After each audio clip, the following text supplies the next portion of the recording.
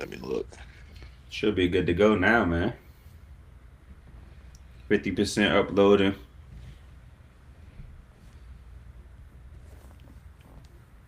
No viewers on Instagram yet. It's live. I can see it. Yes, sir. Ski. All right, we good. On Instagram yet? Is it up? What's up, man? I hear me echoing. Something up. Yeah, I had to turn my volume down. All right, bet. We good? I don't see Instagram yet. I don't see it on Instagram. Refresh it. I'm looking right at it. Yeah, I I'm did in here. twice. I'm in the Yeah, live. yeah, yep. I see it. We good. All right, man. Hey, Mrs. Panel is Okay. in here. Shout out Kayla. Hey, shout out Caleb, Shout man. out Kayla. So does it open up? We're in notification zone. We appreciate All it. right, man. Let's get into it, man. Welcome to another episode of Wholesome Thinking. The main objective of our conversations is to challenge people's minds and stimulate wholesome thinking by utilizing the gifts that God gave us. This platform is inspired by scriptures, spiritual journeys, perspective, and life. It's important to us that we highlight these conversations to help encourage others on their journey and provide perspective. In Second Peter chapter 3, it says, "Dear friends, this is now my second letter to you. I have written both of them as reminders to stimulate you to wholesome thinking. If you ever want to join us on the Wholesome Thinking podcast, contact us on Instagram, TikTok, or our YouTube channel. Our handle is Wholesome Thinking Pod on all platforms. We encourage everyone to reach out to us, not only to join us, but to provide us feedback or tell us about other topics you would like to hear us talk about on this platform. Our main rules on this platform are commitment, creativity, no cursing, prayer, and no judgment. Appreciate everybody tuning into our second live stream. This is episode 17. Can't believe it's 17 episodes in with the guys, man. How y'all guys doing this week, fellas?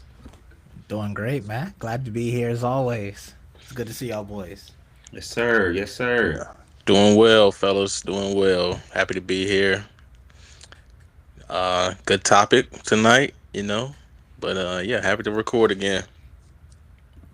What's up, fellas? Great to see everybody, man. Real, how you doing? Make sure we get that. Get that. Don't forget that. I ain't never forget that no more.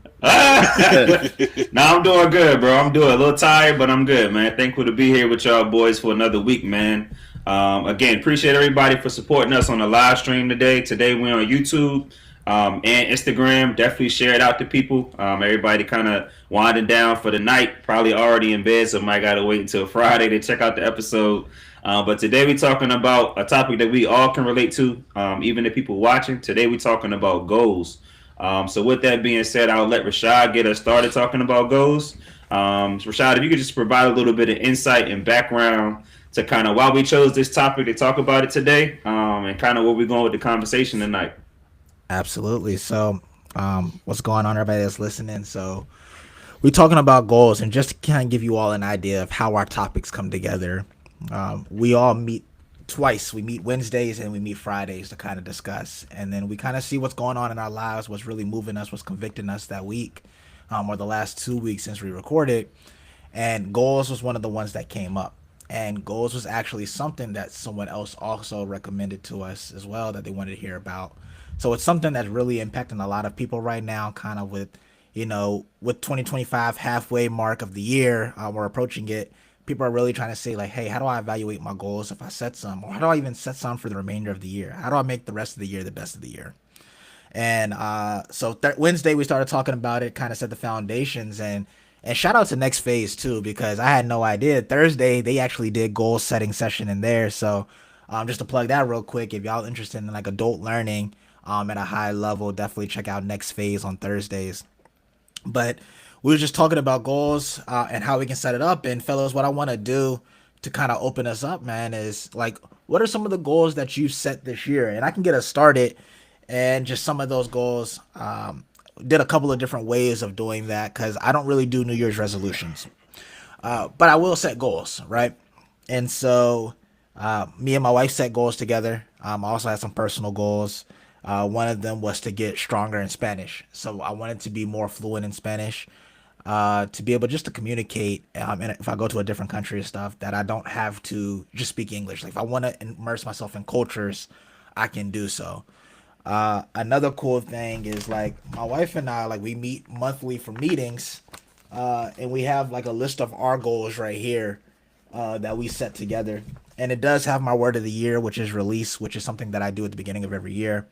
Instead of doing New Year's resolutions, I choose a word that I want to represent me for that year and be part of my life. But some of the goals we have on here is like get promoted at work. That was a goal that I had. Getting debt free is a goal that we have on here. Getting into a home. That's something we're excited about eventually doing, is getting into a home. Reading the entire Bible. These are just all different things that I had. Get back in bodybuilding shape is something that I've kind of set out for this year, is just doing some of the things that I love. And then, we were talking a little bit earlier, for the second half of the year, I'm picking up the keyboard, and I'm gonna start trying to get on Spencer status there with the keyboard. So I'm picking that up for the second half of the year, and just finding ways to be consistent in things that are gonna move me forward. So those are some of the goals, not all of them. I have them all written down here for my family. I do have my dream board up to the left of me that always have my long-term goals on there that I'm trying to accomplish. And then I have different spots where I have my personal goals around as well. So those are just some of the goals that I have for this year. Who wants to go next? I would love to hear some of y'all goals that y'all got. Yeah, I can go real quick.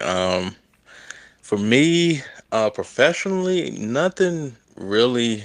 I mean, I guess you can say becoming more subject matter expert at my job. I've been in my position from it'll be 2 years this month. So I'm currently training one of our new analysts, but I guess you could say just becoming a more subject matter expert is nothing really that's like a next level in my position. But outside of that, personally, recently married, so just being a better husband day by day, getting better, being a better a spouse to my wife. Not that I'm not, but there's always areas for growth.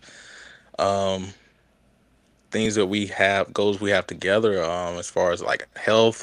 We completed a goal. We competed in the High Rocks back in March. That was a goal we checked off. We were talking about it last year, and it came to DC, and we went and did it. Um, Being better, being more conscious about our health, what we eat, exercising, um, becoming debt free, paying off our debt.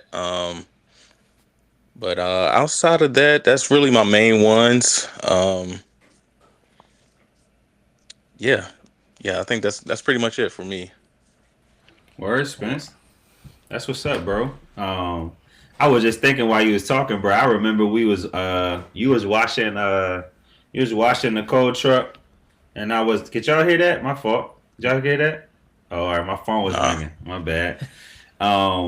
I remember you was washing the cold truck, and I was washing my car and Janae's car in my driveway. I remember when you was trying to get that job, bro, and you was balancing, like figuring out, well, I don't know, bro. I'm gonna take this job, or I don't know if I'm gonna do it. This and the third. I can't believe that's 2 years ago. Like that time just flew by so fast, bro. That's so crazy.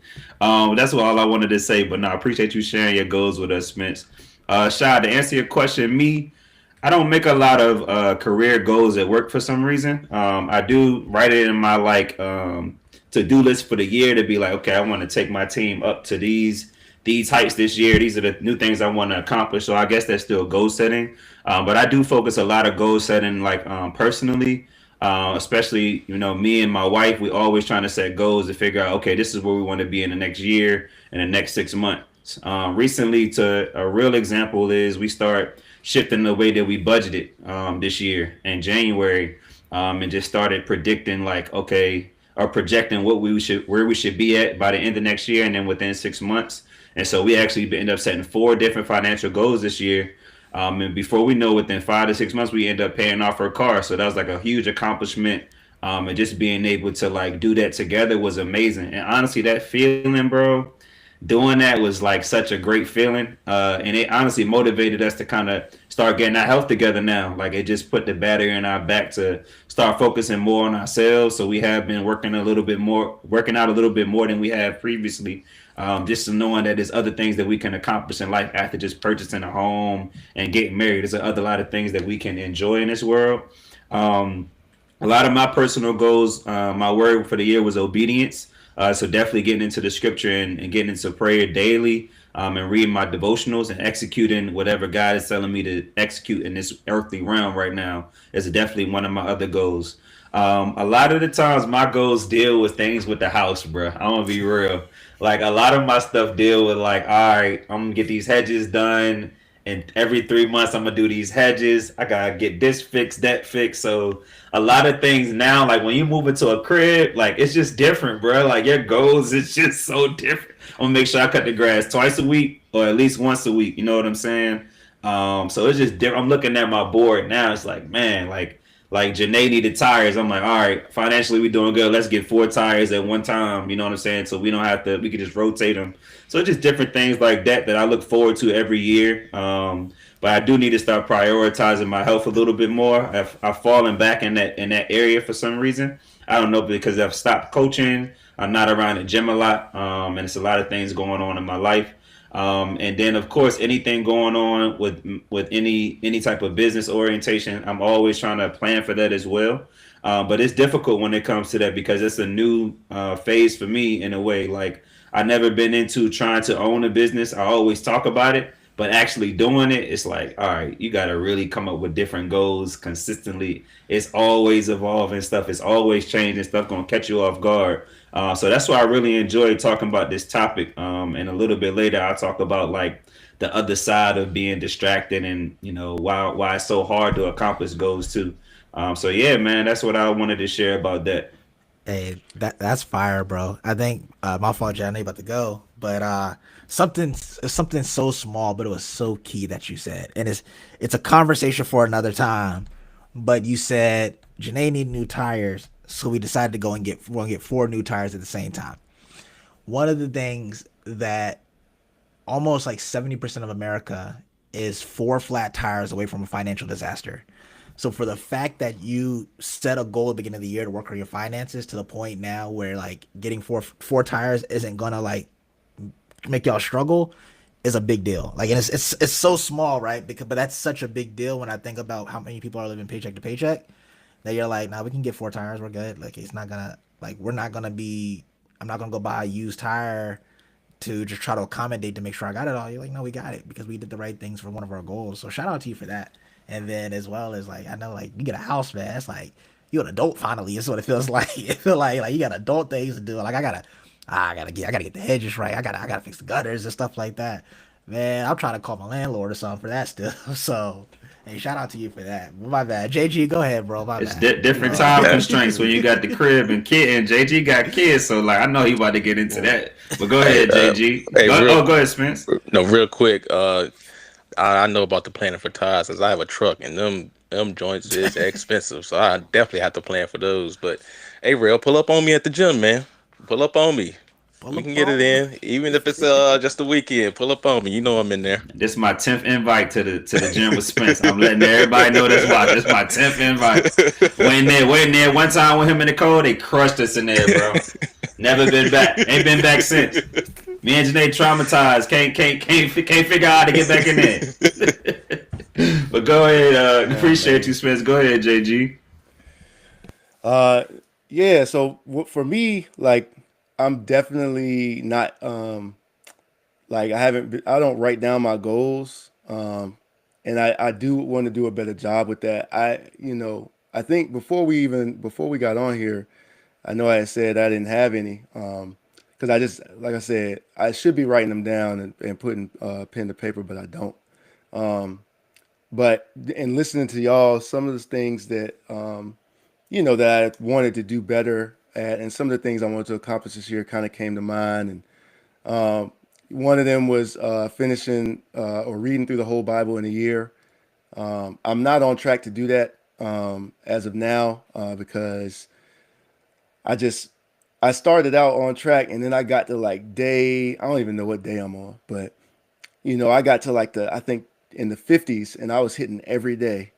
But then it was like I wanted to process some of the stuff I was reading a little bit deeper. So I slowed it down and I started like taking notes on the chapters I was reading and stuff, and that slowed me down quite a bit, just due to like time constraints. So if I could sit in front of the Bible with a notebook all day, I would love it. You know what I'm saying? But just got limited time with that. So when I started like really like getting more into the commentaries and taking notes and stuff like that on what I was reading, it definitely took me off track with the plan. But I definitely do want to just, in general, I've never read the Bible all the way through, and so I am still trying to accomplish that, and I will. Uh, Another one I had, well, my word of the year was humility. So I am still working on that daily, just trying to kill my pride every single day. Um, the more that I read, the more I'm seeing that God really hates pride. So I'm like I'm trying to kill that every day in every way for real. Still working on that daily in all aspects, just trying to be mindful. And so also had a goal that I really should have written down and kind of map out. Maybe after I soak up some game from y'all, I'll do that after this pod. But I had a goal of dropping or putting out an EP this year at some point. Hopefully before the end of the summer. We'll see how it comes together. Um, but yeah, I definitely want to drop an EP before the end of the year. So God willing, that'll happen. Um, like I said, it's taking baby steps as far as it goes with that, but definitely something on the docket for sure. That's what's up, bro. I was going to ask you, my fault, shot, real No, you quick. good, you good, you good. I was going to ask you, you played Division 1 basketball. You was a professional athlete. What did goal setting look like for you during your childhood up until like the age of 21, probably to 24 in school and stuff? What did that look like for you?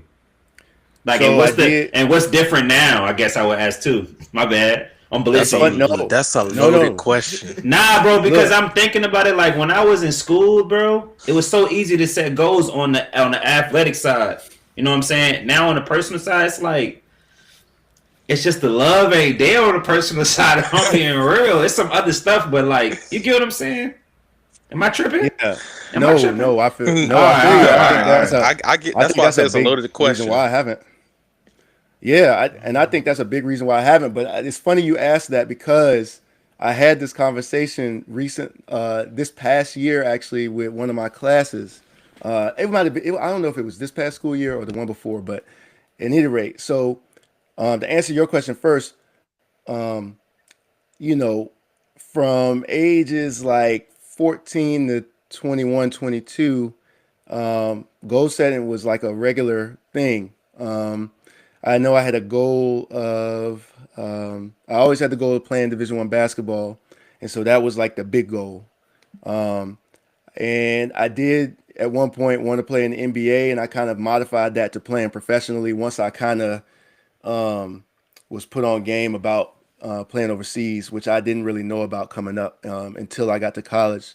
Some of my teammates were fortunate enough to play overseas, and they were telling me about that. So I was like, it became clear, like the league might be a stretch. You know what I'm saying? Like I wasn't saying it was impossible, and I still wanted to shoot for that, but playing professionally definitely became the focus when I was in college.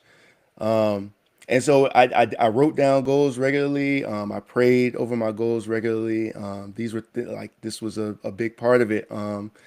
And my dad was one who told me to write my goals on paper, to kind of like bring them to life and kind of make them more tangible. So I definitely did that up until a certain age, and then to get to what I was talking about in my class. So one of my students, like, I don't know if they was trying to play me or if they was just kind of joking around a little bit, but they was like, like you're a high school like PE teacher, like you know what I'm saying, like kind of saying it like I underachieved, and I was like, man, this was a goal. Like I'm here because I want to be here. You know what I'm saying? Like I think it's important. I thought that it was important to be here to be like a role model and help like raise up the next generation. And so like I prioritize this. Like I went to school for this. This is something that I wanted to do for a long time. So don't get it twisted. I'm not here because I came up short in some other way. I'm here because I want to be here. So, and then I told him, I was like, it's interesting you brought that up because and this was a different me at the time. Like it might come across crazy or a little bit arrogant, and maybe it is. But at the time, I just was trying to be like truthful. And matter of fact, I said, most of the goals I set for myself, I achieved them. So I guess I need to set new goals. And I think I said that like 2.5 years ago. But and I did set new goals, but ended up having an encounter with God and kind of flipped that on his head. You know what I'm saying? And so I think I really need to get back to pairing my prayer time with some goal setting and kind of see where the Lord wants to take it. But it's true when you set goals and achieve them, it's not easy to kind of set new goals, like especially when the goals you set for yourself weren't easy. Like you had to put time and you had to work towards it. And so, I think at that time I was kind of like maybe basking in the accomplishments a little bit too much and not refocusing and trying to push myself in the way that I should towards new heights. But yeah, so that's funny you asked that though. Hey, you said a lot right there. You said a lot because I was so many points I would address. So first, uh, a lot of time, because you mentioned like at the very beginning, you said at first you said you didn't have any goals. A lot of the times, people think goals are always these big giant things, right? And a goal can be something you want to do that will move your life forward. It doesn't have to be nothing like if your goal is to save $25 a month, that's still a goal. And some people say, well, it ain't nothing to brag about or nothing to do that. But then, I'm glad that you also, for that person that said, like you a teacher, I'm glad you had the self image to say, nah, I have like I did what I had to do. Like I did what I to get where I'm at. Like this was intentional. Like these were goals that Facts. I set because so many people would have those goals like you did. Someone would come around and be negative like that, knock them off completely, and change everything about them. And I think too many times that we let other people influence our goals, or we see what other people set as goals, and then we think that what we're trying to do don't matter, or it's not good enough, and so we say, this ain't really a goal or nothing. But I think people need to understand that these smaller goals that you set, or a big goal that you break down, are what allows the big goal to be accomplished, right? It like being debt free is the big goal, saving $500 a month is the small goal, or saving $100 a month is the small goal that's going to get you to being debt free. But most people don't, either they don't celebrate that small goal, or they don't set that because they think, oh, that's not impressive. Like other people don't think that's cool, but it don't matter about other people. But self image has got to be strong enough to say like these are the goals that I'm setting for myself. Because I remember, man, when I was making like 17 an hour when I first started, and I was like, that's when I was like, man, if I hit two nails out here, boy, I am done. I gotta go back home to Gretna or something. I can't live out here. So my goal was like, I'm gonna save $25. And I have friends like, oh, we putting $1,000 away every month and investing all this, bro. $25, $25 here, $25 here, and over time that $25 became a savings for an emergency fund and stuff like that. So now, okay, now I can invest more, and then with the right education. So, with me saying that, and with the question, Rel, you just asked JG, when y'all set goals, what are some of the things that like? How do you set your goals first? And like, what are some of the things that you think about when you set goals? Like, for example, a lot of people separate professional and personal goals, right? Which is understandable, or they don't set one or the other. But a lot of the times, my professional goals will align up with my personal goals, right? So if my personal goal is I want to get out of debt, or I want to save X amount of money per year, and I'm like, okay, I'm not really saving that yet. How can I make more money so I can save that? Oh, let's focus on getting a promotion where I'm getting my income from. Let's focus on doing a certification or something. So now my professional goal is tied to my personal goal. And so when I'm setting goals, I'm thinking, how does this benefit all areas of my life? Like, for example, Kayla and I are doing life coaching. how can I make my professional goals help that? I'm getting a career coach certification that will help me in my professional career as an HR business partner, but having that career coach certification will enhance the life coaching that we do as well. And so I'm like, okay, let's set goals for both professional and personal to get this certification, but also to learn how to apply it to the work that I'm doing. And so when I'm thinking about goals, these are different things that I'm thinking about. When I'm a bodybuilder, when I'm trying to get ready for a show, I don't think about the 16-week goal. I think about the weekly goal, and that's what I set. So, with that being said, when y'all think of goals for yourself, what's the thought process, and what do you do, right? Because JG mentioned like you haven't been writing goals down too. Habakkuk 2:2 says write the vision down and keep it plain. And so you're writing it down and you keep it in front of you. That's why I have my dream board here. That's why I have these in the book. That's why I have them on affirmation cards. And when we see them, uh, to write the vision down. So what do y'all do? I would love to hear what y'all do. First off, that's a loaded question too. I'm gonna answer Rail's question first because I had a answer for that, and then I'll answer your question, shot. Back to Rail's question, setting goals when I was growing up. My parents kind of forced me to set goals when I was growing up because, as I said on the pod earlier, if I didn't get good grades, I won't play in the PlayStation. And that's what I lived to do when I was growing up as a kid. I had to play Madden, college football, NBA Live, 2K. That's what I wanted to do. So when I was growing up, they made it so I had something to work towards. Um, I had to get good grades to go to the next grade level. I had to get good grades to go to the next grade level and then graduate. Had to get good grades to graduate and then go to college. Had to get good grades to graduate college and then get a good job. And then I think that's where it stops for a lot of people because when we're growing up, we're taught well, you're doing all of this so you can become an adult. But what happens when you become an adult? What happens after that? You grow up, you do all this to get a good job, graduate, get a degree, get a good job. They don't teach you about what comes next and setting goals when you're an adult, managing a house like Ray was talking about, cars, children like JG has, and all these other things, managing debt and your money and your career. They don't teach you about setting goals within those areas of your life. When they just say, all right, you do all of this, you can get a good job, and then you become an adult, and then that's it. Shia, back to your question.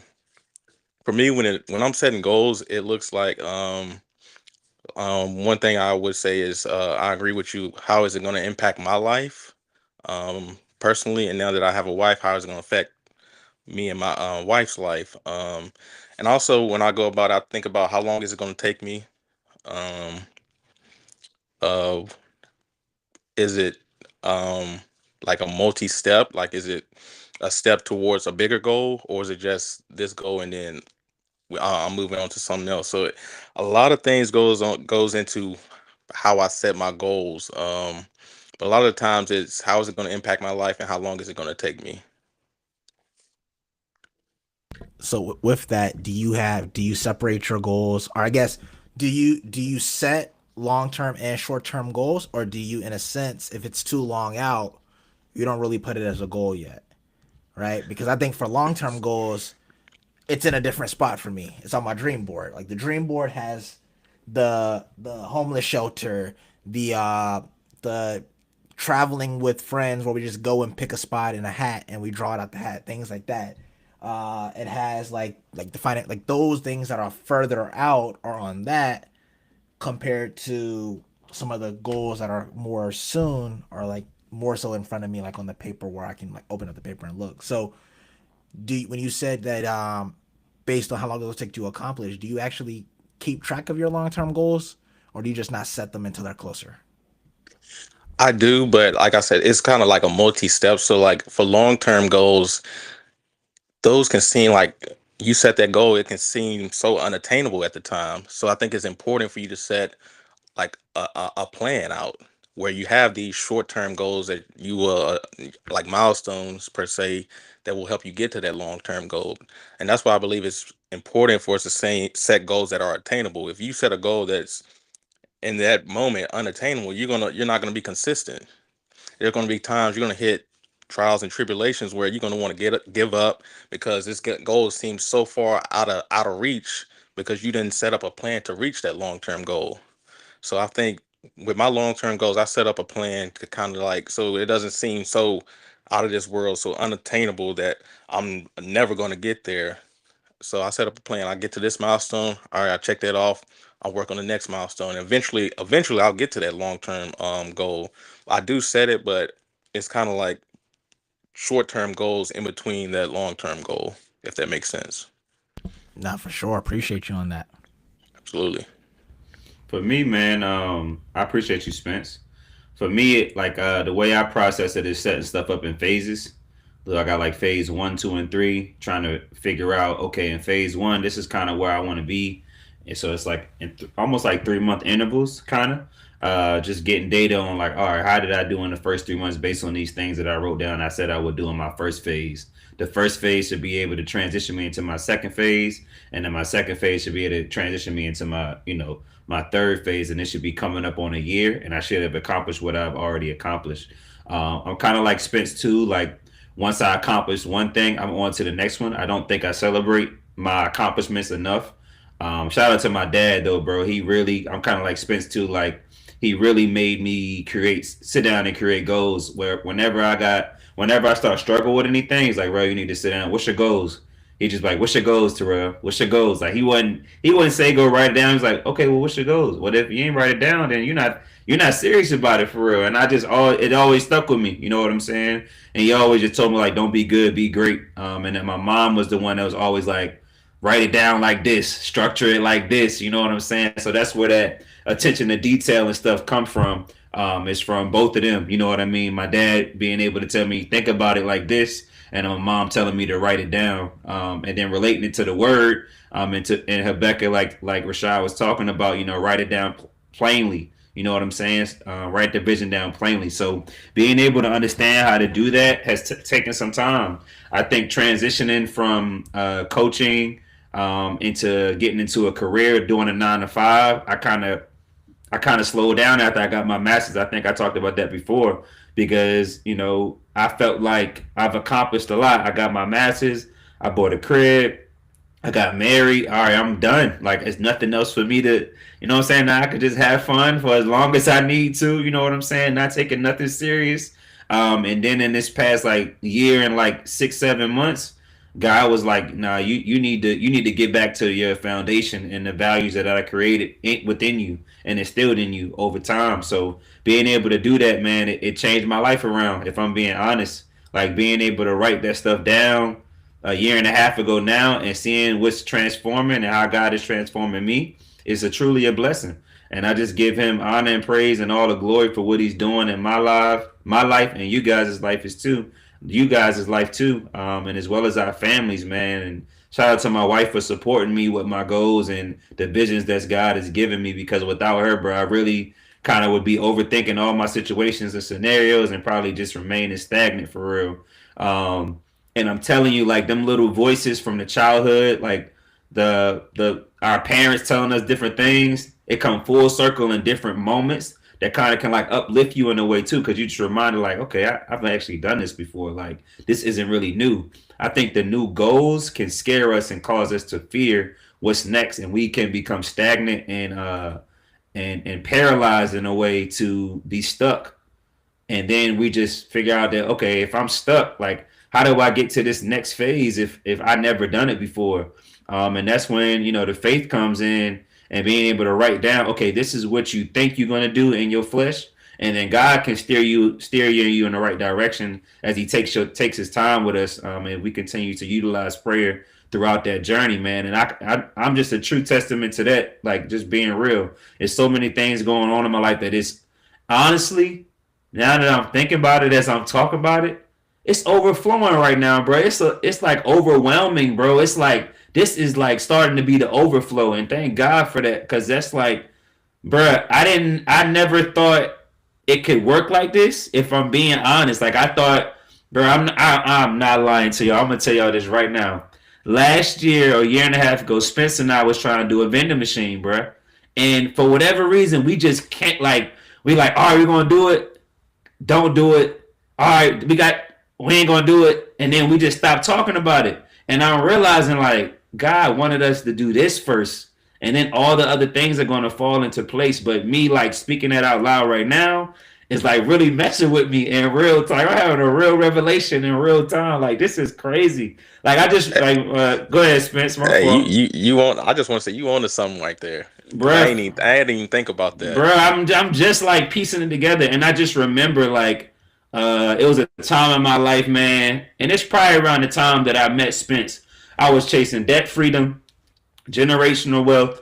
I was trying to get married, and I'm like, all right, I'm gonna be a millionaire in 2 years, 3 years, or whatever, right? And I was just chasing money, bro. Like I'm not. I'm just being real. I was chasing bread to the T, and I didn't care about nothing else. And I just didn't care. I'm just being real, and I was starting to lose sight of the present moments in life. I didn't have any goals outside of anything financial, and nothing was working. Nothing was working. But then as soon as I turned to God, you telling me everything is working. How is it working like this? And I've only changed one thing in my life. And that's turning to God, bro. And that's like, I don't know, bro. It's just crazy to really process all of that and realize like God is truly amazing when you're utilizing him as the resource and the source, and then also using the creative mind that he's already gifted you with to write down your gift and process it out, because nobody has it. And it's like other people in this world is waiting on you to write down your goal to help them. Like if you never write it down and you never present it in the community, there's thousands of people just waiting on you that never get to see what they've been praying for. And once I start tapping into that, I'm like, okay, now I can't stop though. And sometimes I'm gonna be real, it can be very tunnel vision. And creating goals can also involve hurting other relationships because it's pulling you to a different path. And it's not, I wouldn't classify it as success though. I can't even put a word on it, bro. But it's a lot of peace in the process too, because you could just see different things unfolding piece by piece, person by person, and seeing how different things start to align as you turn to God. So I just wanted to share that, man. Hey, real quick, JG. My bad, JG. What you said something so early in it, and it's just I was trying to wait, let it sit, and I was gonna come back to it. But you said like you got married, get the car, get the house. I'm good. So many people say that, right? They say like I accomplished everything that I needed to accomplish, right? But one of the things I always talk about, and if I write a book, I'm still determined if I'm gonna make this the title. But when you look at a tombstone, right? There's a year that you're born, there's a dash, and then there's a year you pass away. What does that dash represent? Right? If you just said, I got my house, I got my car, I got my family, I'm good. Man, that dash is like this. Man, I'm trying to make my dash like you can't even it won't fit on the tombstone of all the things I'm trying to accomplish and all the people I'm trying to help and the legacy I'm trying to leave. Right? That's what the dash of life is. Like what are all the different goals that I can accomplish not only to help myself, but to help other people. So that not only that my family's talking about me when I'm gone, but y'all family talking about, man, y'all remember Rashad did all this stuff for like all of the group and the community and how much it helped, and the wholesome thinking team did all of this for the whole community and everything. That's did it for the state of Virginia, then did it for the United States, because we just kept doing, we had these goals that allowed us to do so many different things, because we never said I'm good. Like we celebrated what we accomplished, but we realized that we want to make that dash mean something. And so we have new goals that continue to grow and impact others in the process. And I was just like, man, I hear too many times people say like, man, I'm good with the goals I've accomplished. I've accomplished enough already. No, you haven't, man. Your dash can still be extended. That dash can mean so much more. That dash can impact so many other people.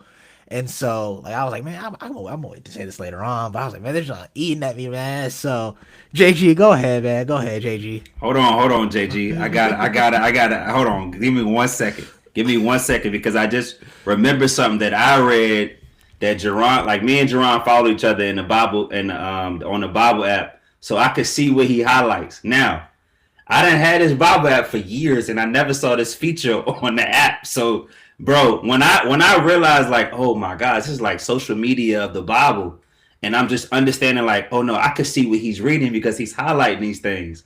And so JG is reading Ecclesiastes. It says, but as I looked at everything I worked so hard to accomplish, this is the NLT, it was all so meaningless, like chasing the wind. There was nothing really worthwhile anywhere. And bro, when I really process that, that's a lot to like think about, right? Because our flesh, of course, just us as humans, we want to accomplish so many things in life, right? But when the word is breaking it down, like it's like chasing the wind. Like the wind is something you can never catch or hold on to. And I start processing like, why was I chasing success so much in my life? Bro, I remember when I was coaching, I wanted to be a head coach in the Division 1 at 26. And I'm just processing like what was I really chasing? What was I really chasing, right? And when you start processing stuff like the things that you're chasing is like chasing the wind. If you really understand what that means, it probably can explain and expose a lot of stuff that you're going through in your life right now to figure out what you're doing on that 9 to 5 every day. Why are you working where you working? Why aren't you writing any goals? Where do you why do you love money so much? Why do you need it? Why do you need this fancy things, these luxury things in life? What are you really chasing? What are you comparing it to? And just if you start realizing and putting in the sentence every single time, I want this car. It's like chasing the wind. Leave it alone. And just keep equating those things. So that's all I wanted to say, JG, real quick, because you was about to talk, and I just remembered you was reading that, bro. So appreciate you. Yeah, no, you good, bro. Man, like a lot is being said, bro, and there's a lot of thoughts running through my head right now. Um, I would say this. I'm glad that you brought up the Ecclesiastes verse because I think um that's a reason. It's not a reason, but it really made me shift from goal setting to just being just open and submitted to God. It really brings me back to that. Like I just kind of I just what I try to do is talk to God about it and just let him lead. And I'm just like my constant goal is to be open and in tune with the Holy Spirit to go where God is leading me to go and not to go in the opposite direction. And I feel like my, selfish ambitions and some of the wants and like desires that I have, like uh, worldly things, and not necessarily bad, like not to flex or nothing like that, but just things that I want or things that I like. You know what I'm saying? I think that I don't want that to get in the way of where God is leading me. I feel like, oh Lord, what is the psalm? Oh man, I don't know. There's a bunch of scriptures. I can't think of the exact one right now, or the wording, but it's like submit everything you do to the Lord. Do everything that you do, not as unto man, but unto the Lord. Um, Submit your plans to the Lord, and He will make your path straight. Something like that. He will give you the desires of your heart. That's another one. So, like, that's what I'm trying to really follow. Honestly, is just instead of focusing on goals, like focusing on just letting God lead me towards like the goals that He has for me. You know what I'm saying? The things that He's going to use me to accomplish for the kingdom, and just be submitted to that. But however, Proverbs 19:21 says, "You can make many plans, but the Lord's purpose will prevail." And so we are supposed to make plans. One thing that I've learned about the Bible, I think I said this maybe in a different episode, is like none of the words in the Bible are there by accident. Like they are all leading to the point. You know what I'm saying? They are all pointing you into the direction of God's will. They're pointing you towards Jesus. You know what I'm saying? These are instructions for living. And so when it says you can make many plans, that is supporting us making plans and setting goals. It's not saying, well, you can make plans, but at the end of the day, your plans don't matter. That's not what that's saying. It's saying you can make many plans, but the Lord's purpose will prevail. So, what should the goal be in that small verse right there in that passage is to align your plans with God's purpose. Okay, right? Then your then if your plans align with God's purpose, and it says God's purpose will prevail, then your plans will also happen, right? Your goals will also be realized. Your dreams will also become reality if they align with God's will and God's purpose. So that's the challenge. And I think that's encouraging that you can partner with the Trinity to align your heart with God's heart, align your will with His, or submit your will to His, so until that they become one, until you're in alignment, and then your plans are going to succeed because your plans align with God's purpose. So I think that's interesting. One more thing before we move on. This is funny, but I think just as important as writing goals down is speaking them, almost as if you're speaking them into existence. And I'm gonna tell y'all the realest example I can give you of this. And what's crazy is like God, obviously God was involved, but like at the time, it wasn't like I wasn't really strong in my faith.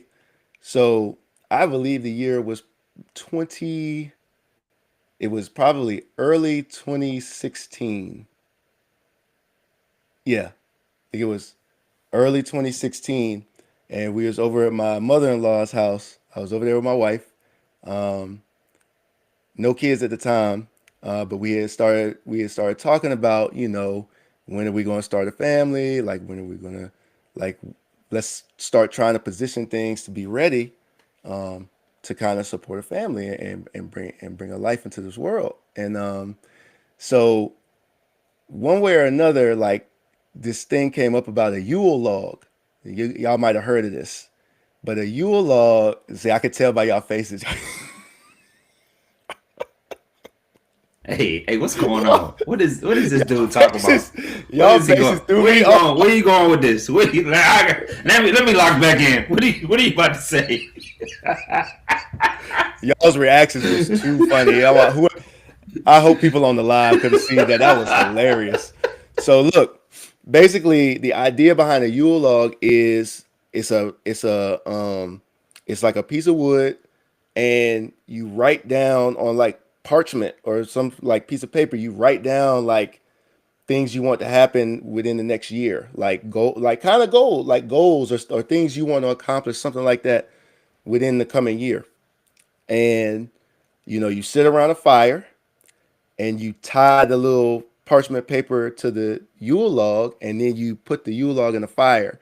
So the idea is like, whatever goals or something that you wrote on a paper is like kind of going into the universe type thing, right? So trust me, when I first heard about the Yule log thing and like somebody tried to break it down to me, my reaction was just like y'all's, like a minute ago. Like I was like, man, go ahead with all of this. This don't sound. I wasn't like I said, I wasn't even strong in the faith at the time. I'm like, this don't sound like God. Nope. This sounds like something else. I ain't going. I ain't going. You know what I'm saying? So I ended up giving it a try. Let me tell y'all something. I think I wrote three things on that paper. I think one of them had to do with my career, like making more money, but in the same career, because at the time I was like in a temporary position, and they would just renew it year to year, but it did not pay a lot. And so I wanted to make more money, but staying in education. I think another one had to do with eventually getting a house. I think like these are guesses, just thinking back to where I was and where we were at the time, what I might have written on there. But I do know one for sure. I'm gonna get to that in a second. I think the next one was is being in a position to buy a house. Like I said, I think we was in like a maybe 500 square foot apartment at the time, me and my wife, and just kind of trying to make it work, trying to save as much money as possible. The cost of living, we were in the Boston area at the time. The cost of living is not cheap, and neither of us were making a lot at the time. So we were just kind of, we were really kind of just trying to have faith that we would figure it out and be able to kind of make it work. Okay, but the one that I know for sure I wrote on that piece of paper and put on that Yule log was that our firstborn child, it wasn't written exactly like this, but our firstborn child would be a boy, and his name would be Isaiah. And I wrote that on there, and I came up with this. I don't know. It just came to me like, I guess God just put it on my heart. Zay on the way. And I would say that over and over and over again, like throughout the year. You know what I'm saying? Partly as a joke, but I would always say it because once the word got out, like, oh, Jerron put that he want to have a son, they might be about ready to, be expecting or whatever like that. Like people were excited.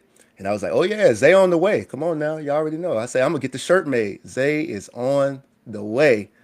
And as it turns out, our firstborn was a boy, and his name is Isaiah. So speaking your dreams and your goals into existence as well as writing it down, I think is like there's power in that for sure because like it. I would have been fine if our firstborn was a girl or if we decided on a different name than Isaiah. But like the way that it worked out, it just like God just like blessed us. You know what I'm saying? Because I mean, at the time, we were stepping out on faith because we weren't even in a position to bring a child into the world. Like we didn't have room for a child. Like we didn't have no space for a kid where we were staying at, and we couldn't find somewhere that would work and give us enough space that we were comfortable living in up there.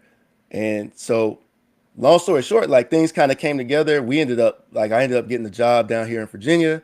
We ended up moving, and Zay was born in Richmond. So yeah, it's kind of crazy how that worked out for real, off the Yule log. Bruh, bringing that full circle to Zay is crazy though. Like that's Bro, different, bro, into a whole human. man, I'm Like telling you. I'm not gonna lie, I think you about to go into like we wrote down we want a house. You got the house, bro. You talking about a whole child? That's amazing, bro. That's amazing. But Like go ahead, go ahead, go but ahead. like the other stuff happened too. It did though, but I The other mean, stuff happened too. But but like yeah, I guess knowing Zay though, that's just that's different. yeah, Like it's different. So that's amazing, bro. I know that like that's a lot. I only know what to say. yeah. That's a lot to process, bro. I ain't even gonna lie to Telling you, you. man. Like that Zay on the way. Like I used to say that joint like multiple times a week. Like every time it came up, Zay on the way. Don't forget, like Zay on the way. And it's just so crazy how that happened, man. Bro, the power of affirmations too, man, is kind of what I'm hearing. I know we talked about that last week on Dennis's podcast, bro, and I think like a lot of the times we get so caught up in the everyday that we kind of forget to speak over a lot of the things that we go through in our life.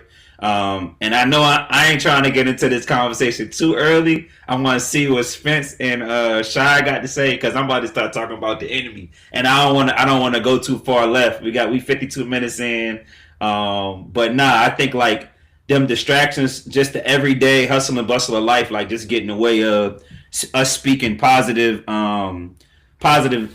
light over our lives individually, and just praying for other people. And I think it's a lot of power in those words, man, just to help uplift us individually. And sometimes that's not enough. We know we need different people in our lives, especially our family, and different people that the power of association as well. Like we talked about, your association got to be able to uplift you in those times of need, and they also got to be able to reciprocate it back. And we've talked about that before too. But I think like just being able to understand when you write some of that stuff down and you see the revelation, you got to rinse and repeat the process. Like I definitely like am a firm believer in rinse and repeating different things that have worked in the past. But sometimes like I could get down on myself. I could get in a depressed state, and I just be like, man, I'm not trying to do nothing right now. I'm not trying to do anything related to any goals. I'm not trying to be productive. Like, wait, just can I get a break? You know what I'm saying? And I think in those moments is when prayer number one is definitely going to help. It's helped me. But I think the affirmations is something that I took for granted, and I never really realized that I could apply outside of setting my goals. So I really appreciate you shedding light on that, JG, because that brought me to that thought. Go ahead, Spence. I was just going to add to the speaking it into existence because me and Rail was just talking about this like a couple weeks ago. And to give a real example, we was at Carter's Mountain 5 years ago, almost to the date. We went to Carter's Mountain in May. The first time we went was back in like June, May, June of COVID. and we was there. We was talking it up. We were with our um girlfriends at the time, now our wives, Nicole and Janae, and they were off. I don't know, they went off and did something. We were just sitting there talking. And we was like, "Yeah, we gonna marry these women. We gonna buy a house." Rail had this man. That truck was fire. I was like, "Yeah, I'm gonna have to give me. I'm gonna give me a truck." Fast forward years later, we both got married. I got my truck. We went back again, did the same thing, and what do you know? A couple weeks later, God start opening up doors, and that's the power of putting it into the universe, speaking it into existence, and putting that faith in God that He will make things happen in your favor. So I just wanted to add to that. And it's so crazy. Real quick, Shad, Spence. Okay, we went to the same spot. We went to Carter's Mountain, and we get up there. The wives in the car, they chilling. We trying to get our spots right. And Spencer's like, "Real, like 5 years ago, bro, we was right here having that conversation." And I'm like, 5 years ago, like, what you talking about? He's like, bro, that was 5 years ago. Like, we said we was gonna marry these women, bro. We spoke it out. It was just me and you when they went to the bathroom, and we just had a conversation. And I'm like, man. And he's like, 5 year increments, huh? And I was like, oh wow.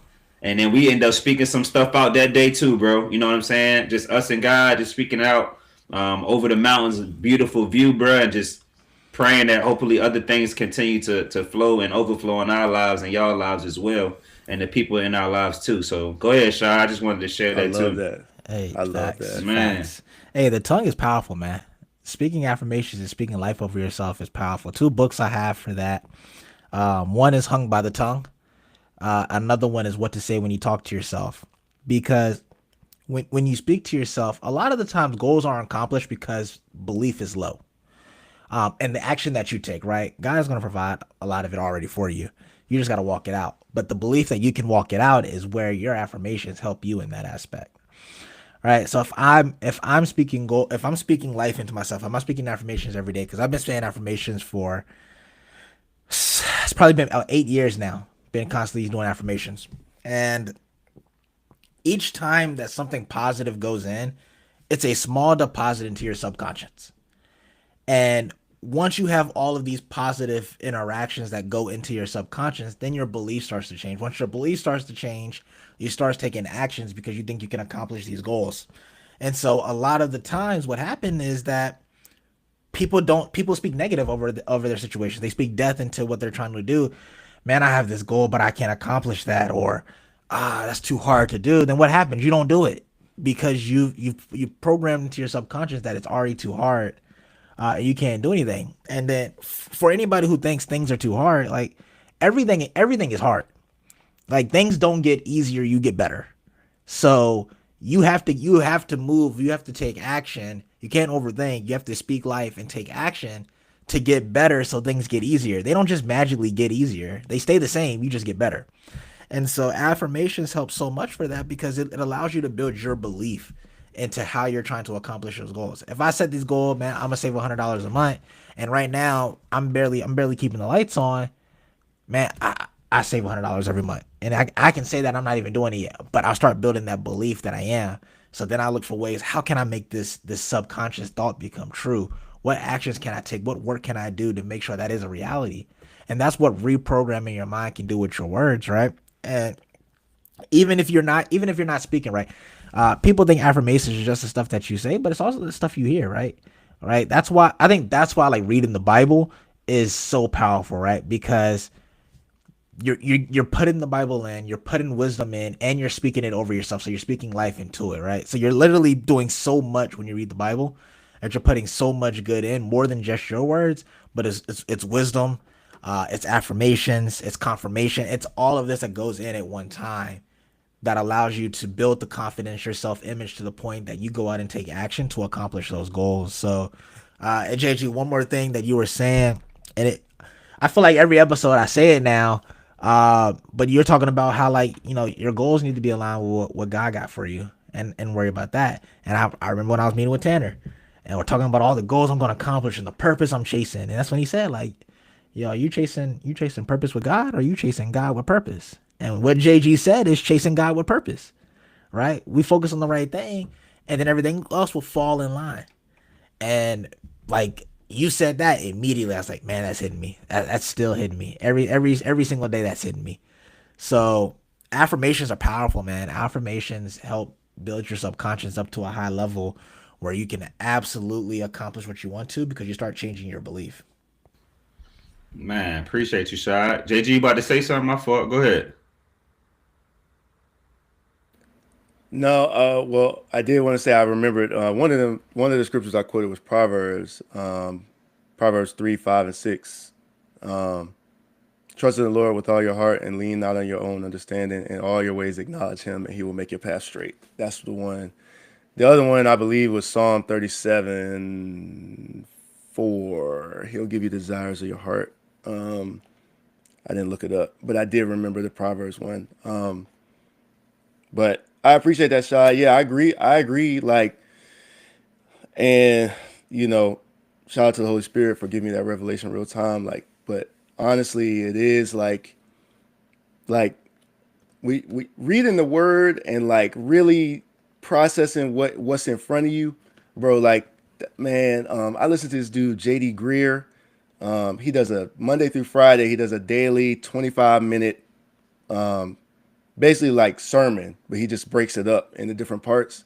And on one of them, one of them he said something that was so real. He was like, he was talking about how the word of God is like living and breathing, and he was like, when you really read the word, like he said, don't this feel like when you reading it, it's like you looking in the mirror and somebody's looking back at you. And I was like, I almost spit out my coffee. I wasn't even drinking none.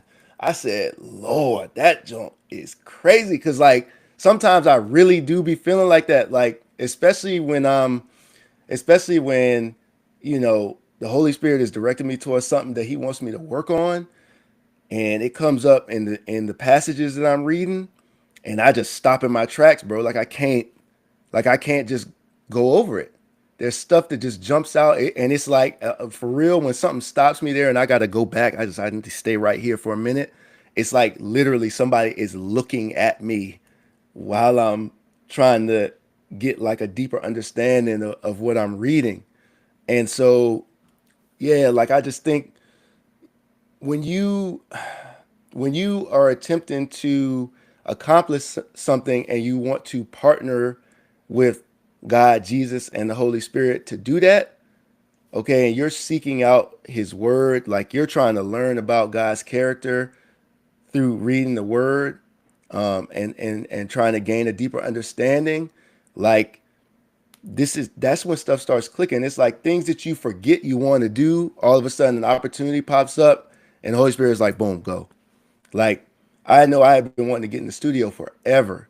And I told y'all like a little while ago, I guess it's a couple weeks now, I tried to get in there and went up there and nobody was there, which was weird. Has never happened before. Like, you call somebody, you go up there and nobody's there to open the door. Just weird, right? But it just wasn't time. It just wasn't time to do that. And so while it was an inconvenience to drive out there, wait as long as I waited, and then end up not getting anything accomplished, like I could feel God's presence with me the whole time. And so I was irritated, but I was calm somehow at the same time. So it was like, okay, like I'm just rolling with it. Like there must be a reason. And then, a couple weeks later, some time opened up, and it was just like, there were some things I was reading that God needed to speak to my heart on, and like the next opportunity, it was like, okay, I'm just gonna say I'm going. Like I'm not gonna be like, well, if everything works out, it's like, no, I'm making this work. Like this is the time that I have this week to make this work. I have an opening. I'm just claiming it, and I'm gonna go, and I'm just gonna trust that it works out. And if it doesn't work out again, like it's no sweat. Like it's not a big deal. But all of this goes into the process. All of this is me trying to align with God and His purpose. It's like, if I'm not supposed to do this right now, show me what I'm supposed to be doing. Like, lead me to where you want me to be right now. If you don't want me to be focusing on this thing, like, where do you want me? You know what I'm saying? Like, how do I feel this time that I set aside for this purpose? with something that you want me to focus on, because clearly it's not this, right? Clearly I'm not supposed to be in this place doing this thing at this time. So guide me, like be a lamp to my feet, a light to my path, like tell me where to go and I'm gonna go. And he did. You know what I'm saying? So one more thing. I feel like I'm getting on a tangent, but I'm just recalling all this stuff. We had a conversation about in my men's alliance group, we had a conversation about God's presence. And I just was like blown away that like as we were talking in real time, I just felt like maybe there was like a little bit of uncertainty about what it is to like enter God's presence or to be in his presence. Like it needs to be during like corporate worship. You know what I'm saying? While everyone is singing and the Holy Spirit is moving and things like that. And like, I think sometimes we forget, like when you accept Jesus as your Lord and Savior and you believe in your heart and confess with your mouth that he's Lord and that he rose from the dead, that the Holy Spirit dwells inside of you. So the presence of God is always with you, and he always wants us to enter his presence. He wants that relationship. And so I'm like just talking this out because I just felt like there was a little, like again, there was a little uncertainty around it. Like people weren't sure, like, oh, okay, so you're talking about on Sunday during worship when the spirit is just moving and it's so tangible. And I'm like, no, I'm talking about whenever, like whenever you can just you like Jesus died and rose from the dead, the veil was torn. The veil symbolically was in the there was the place that separated the holiest of the holies from the rest of the temple. And only one person could go in there one time a year. Only one priest could go into that space one time a year. Okay. And it was behind a curtain. Okay. Like when Jesus died and rose from the dead, that veil, that curtain was torn in half from top to bottom, meaning that it was like irreparable. It was removed for all who believe in Jesus, right? For all who believe that he rose from the dead and you are declaring that he is Lord of your life. So when the veil is torn, that means we don't need a middleman. We don't need to like wait once a year. There is no barrier now between believers and the presence of God. You can enter the presence of God at any point, at any time.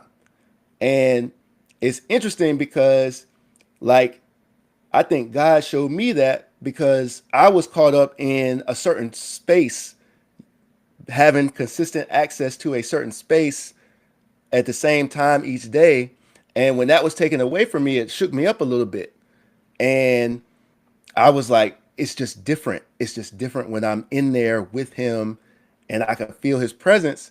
And I think like things happened the way they did so that he could show me like, no, you can enter my presence. You don't need a room to meet with me. You don't need a specific room at a specific time and a specific place to meet with me. You can come meet with me anywhere. The veil is torn. There is no separator between me and you. When you pray and you want to access my presence, you can do that. And I want you to do that.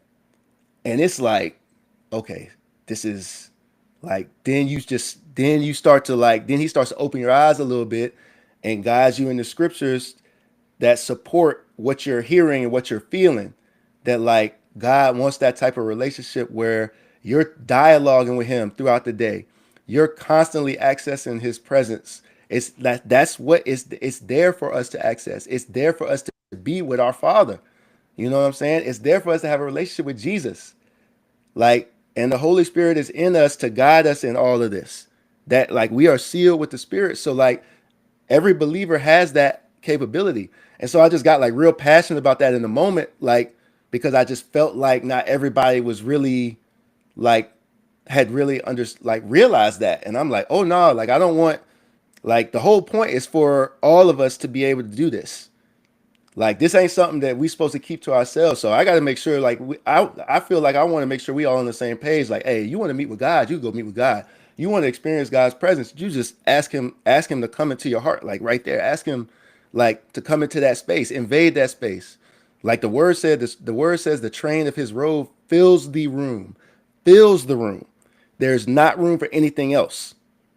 So like when you ask to experience that presence, there's not room for any, like there is nothing that's getting in the way of that. Like we're talking about the God of the universe. So I don't know. I just got into another passionate rant about that again. But like I really want everybody listening to understand that if you didn't already, that it's not just a sometime thing where you can enter the presence of God and meet with him and talk with him. You like this is all the time for those who believe in Jesus Christ. So yeah, that's what I'm gonna say. Nah, bro, you saying a lot, and to break it down a little bit further too. I think like a lot of the times people get caught up in religions, and they just don't focus on their relationship with God at all. I got to be a part of a church. You want me to come to church? You want me to do this, that, and the third? Is like God just wants you to talk to Him, bro. Like you don't need to do too much. It's very simple. Just have the same conversations you having with me with Him, and He can provide a lot of other things for you. And I think JG, I appreciate you for even highlighting that, because I remember when you told me that on the phone, and I'm like, that's a hard concept for people to really digest, bro, with what you just said. It is difficult until you start really practicing it and doing that. And, I started realizing that when I started journaling. And I think that's when I started realizing, like, okay, I could really talk to him like he's one of my best friends. Like, he's my father. He already know everything that I'm going to do anyway. So me trying to hide information, and I'm going to be real, right? I was a believer that, like, if I was about to get into a situation, all right, God, get me out of this. I won't do this or never again. He wants us to do that all the time, though. Like, he already knows. Like, he just wants you to talk to him. Like, man, God, thank you so much for this bonus on my check. Man, if you don't talk to him every day, like, what we talk about? Like, a bonus, somebody dying, you in a situation in your relationship, like, don't call on him now. You know what I'm saying? It's different. He wants you to call on him regardless. Not saying it's a bad thing either, but I think he wants us to be in constant dialogue with him at all times in different moments, no matter what the setting is. And you can have church right there with just, if it's 3-4 people in the midst, okay, that's what it's going to be. If it's just you and him, perfect. But a lot of times we spend a lot of the time just being isolated from him, and then we're like, it's a foreign language that we have to learn. And I think I said that on a couple different episodes, that I'm just trying, I think I'm in the phase of life of learning God's language and learning the language that he wants me to dialect with him and dialogue to him about.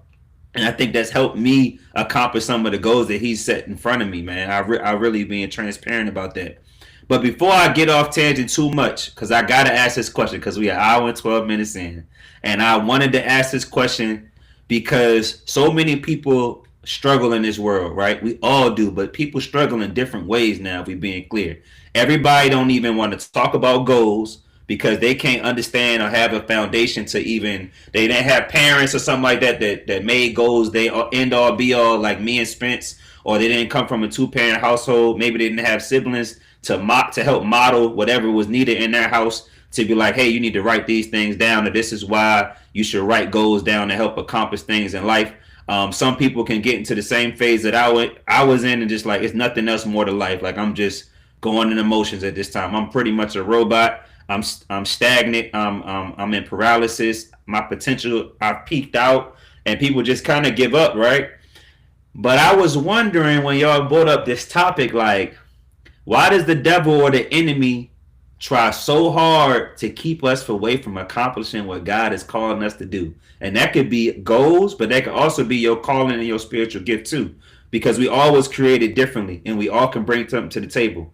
So now you got to start processing, like, why is it so hard for me to accomplish goals? Why is it so hard for me to be disciplined? And I start really like asking myself that for myself and other people that I may know or may not know. And I'm like, I wonder if anybody's ever thought about the question like that, because a lot of the times, from my perspective, the enemy is trying to keep us away from that other side, because God's reward and his fruit is so much that we wouldn't be able to even, we only maybe want an inch of it, bro. I'm going to just be real, just a little bit, because it's so I think it's overwhelming. I think it's a lot that we won't be able to understand. And I think it involves a lot of joy and peace on the other side. And I think when the devil knows that, for certain people that's probably listening, it's probably why you're going through a certain drought in your life right now, because the enemy is on your behind at this time in your life. He's on your neck. He's in every room that you're walking in, because it's a bigger blessing for you out here just waiting on you.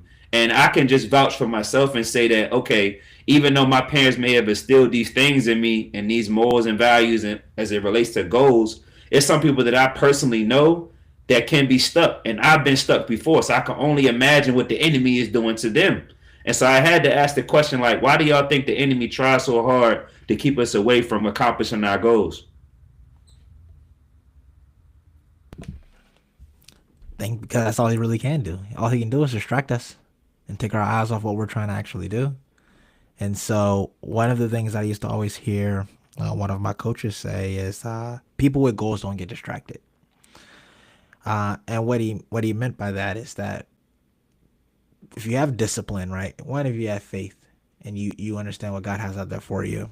I think I talk about a formula all the time. I talk about needs times faith equals motivation. You know what you want, you know why you want it. You multiply that by knowing that God has it out there for you.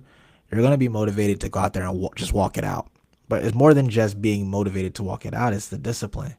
And so what he's saying is people with goals don't get distracted. Is he's saying like it's because it's not about the motivation. It's not about letting the enemy get in and distract you with something that doesn't matter because you're disciplined. You're filled with the Holy Spirit and you're disciplined. And so, because that's the only thing he can do is put thoughts. He can't harm you. He can't do anything. He can only just fill thoughts into your head that can cause you to get off track of doing what God put on your heart to do and put on your mind to do or what He's called you to do, right? And so, anytime he can distract you, he's gonna do it, and he's gonna pull you away from that because that moves him. That gives him the point, right? And so, if your goals are all set on motivation and excitement only, then that's a lot easier for him to do. But if your goals is built on a foundation of faith, is built on a foundation of discipline, a foundation of consistency, then people with goals don't get distracted, right? Because you know what you're working towards because God already has that out there for you. And it doesn't matter what the enemy throws in front of you because you're not going to be distracted from what he's trying to show you. He's not going to show you something shiny that's going to pull you away. No, you're going to keep, swinging that axe at that tree every single day. You're not gonna look at the new tree across the road and say, "Oh, that's a pretty tree." Nah, because the enemy put that there, right? So, if you got to make sure that you're approaching your goals not just solely on motivation and excitement, right? It's excitement or enthusiasm, right? Don't just approach it on excitement, approach it on enthusiasm, which is God within, and making sure that you're disciplined in what you're trying to accomplish. But when you're not, like you said, when you're not, enemy gets in there, distracts you in any way that he can to stop you from accomplishing what God has out there for you. Nah, that's real, bro. And as I'm listening in the process, I'm gonna let you go, Spence. I'm like, and also, I guess when you're being disciplined and obedient to whatever goals that you wrote down and whatever God is giving you to do, you're protecting what He calling you to do. Therefore, the devil can't access it. But the devil can access your thoughts because of the past. And a lot of the things that you used to do in your life, he could use against you and make you overthink certain scenarios. He make you, continue to be traumatized, continue to grieve, and he could just use it all against you, and you can still become paralyzed and stagnant in that moment. And I think a lot of us end up not protecting and covering whatever we wrote down with God's love and what He's calling us to do in His armor, man. So I wanted to say that. Go ahead, Spence. My fault.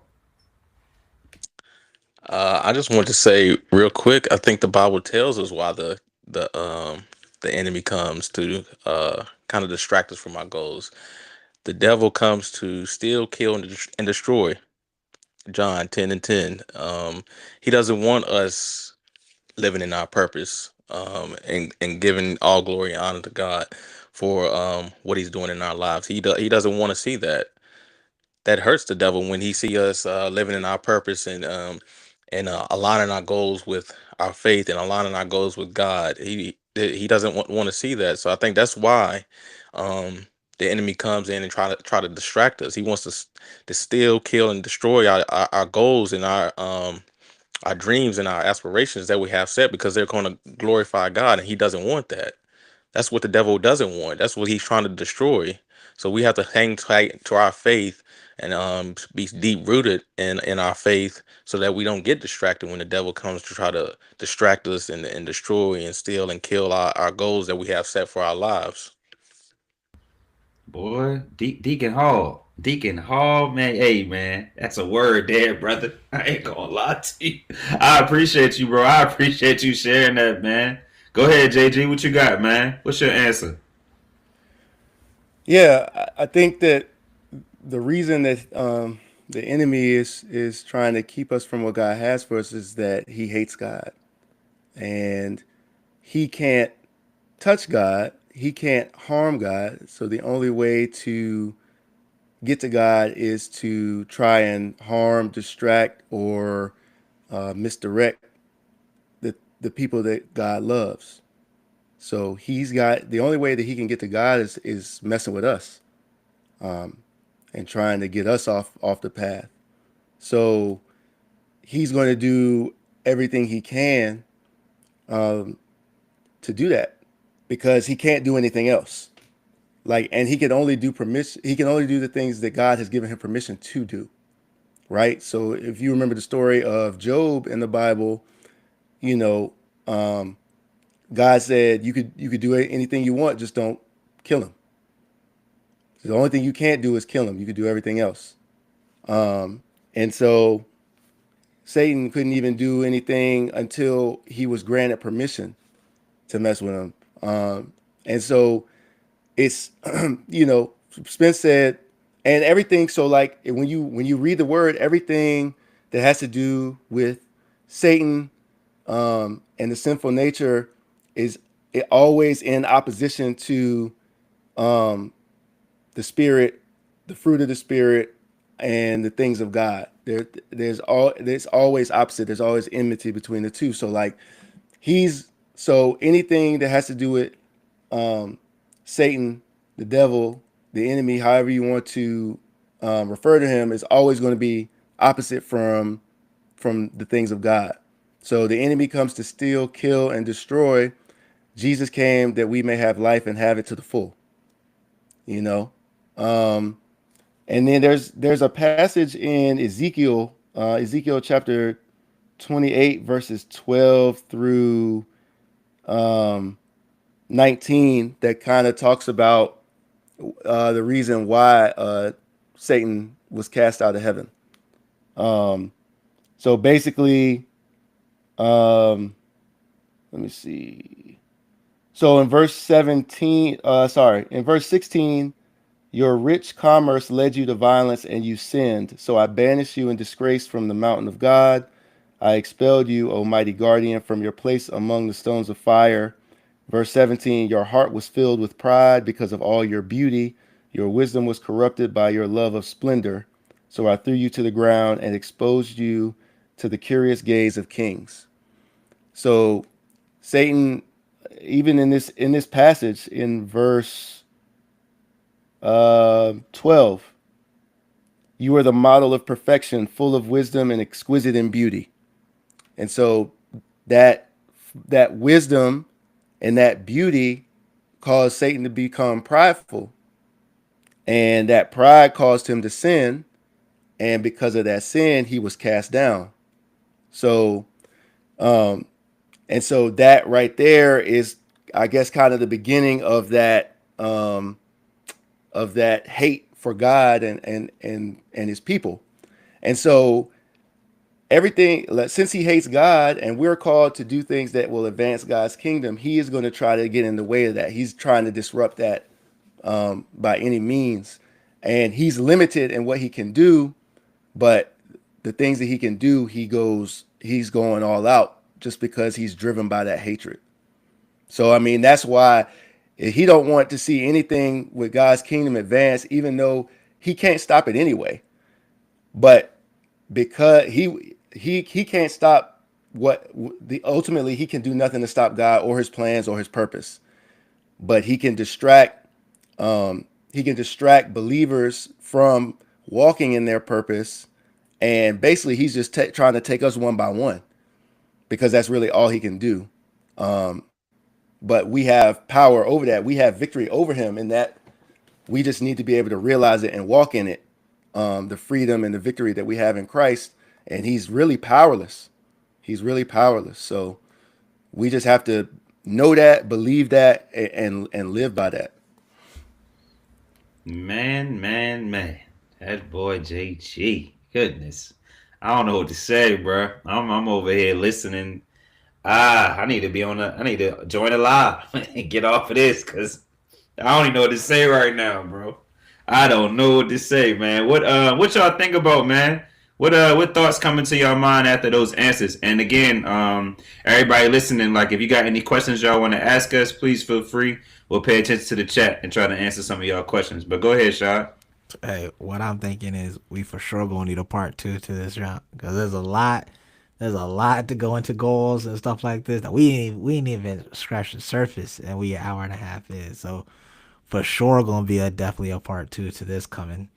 But now y'all boys are talking for real, and I think there's a lot of things that people can take away from some of the stuff that we said that can really apply to their goals, or even things to really think about when it comes to the goals that they have. If maybe they feel like they're not accomplishing a goal, maybe they feel like they've set a goal that they didn't really believe would be a goal, or they're only setting goals that are unattainable, right? Maybe some of the stuff that we said today in the part one of it is going to be something that's going to like truly help them. So I appreciate y'all because I've been sitting here learning as well. Like Rel, you said you had to go to the live and learn, but I've been learning from well as well, just from what all of y'all shared. So for sure, gonna need a part two to goals. Word, Shad. Let people know about the timestamps too, man.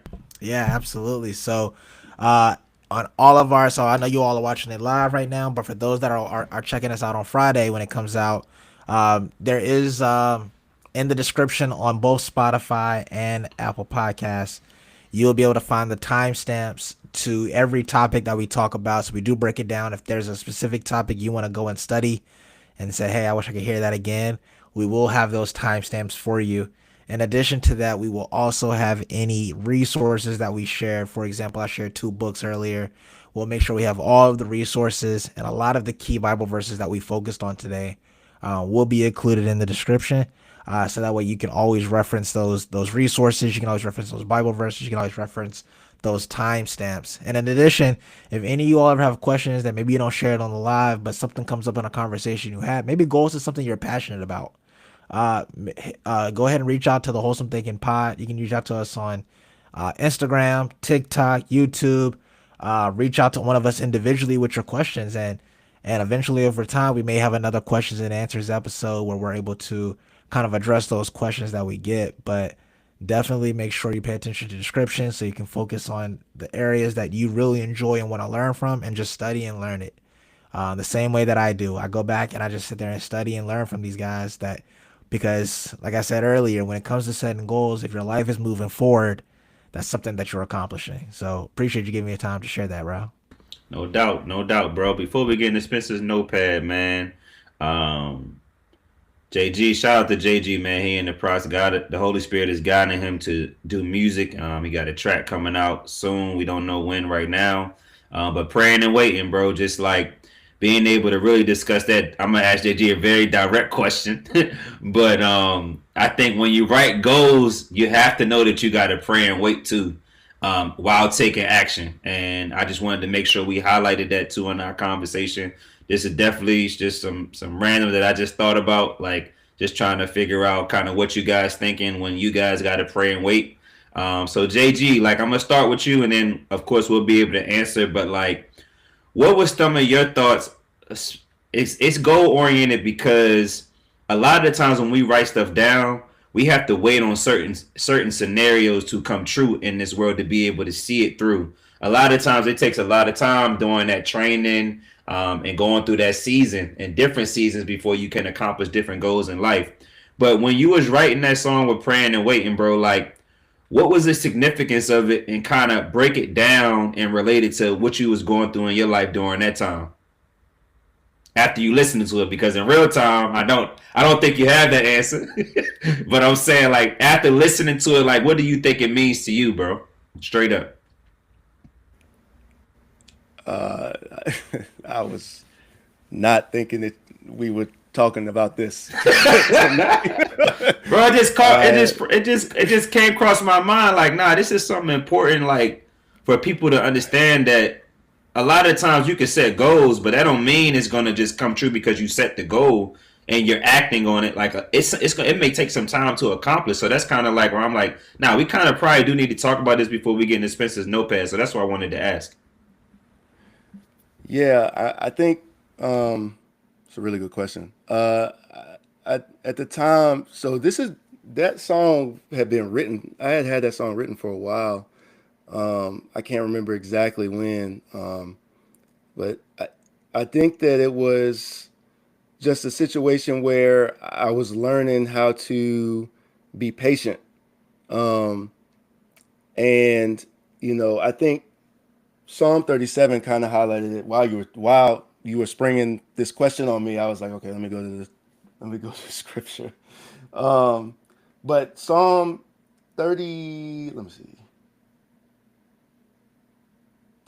Psalm 37 verse 7 says, "Be still in the presence of the Lord and wait patiently for him to act." And so I think that's really what I was trying to practice at the time because I'm kind of used to with basketball. It's like or any sport, it's like once you get the information about how to improve, like you want to improve or you want to do add a skill or whatever the case may be, but you want to improve at your craft. You want to for whatever reason you want to get better and add something to your game.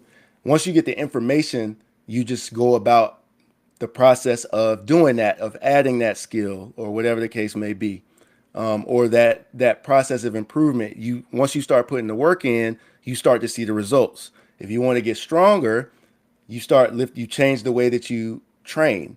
You change the way that you lift, right? You change up your reps, you change up your sets. You vary the exercises so your body doesn't get used to stuff.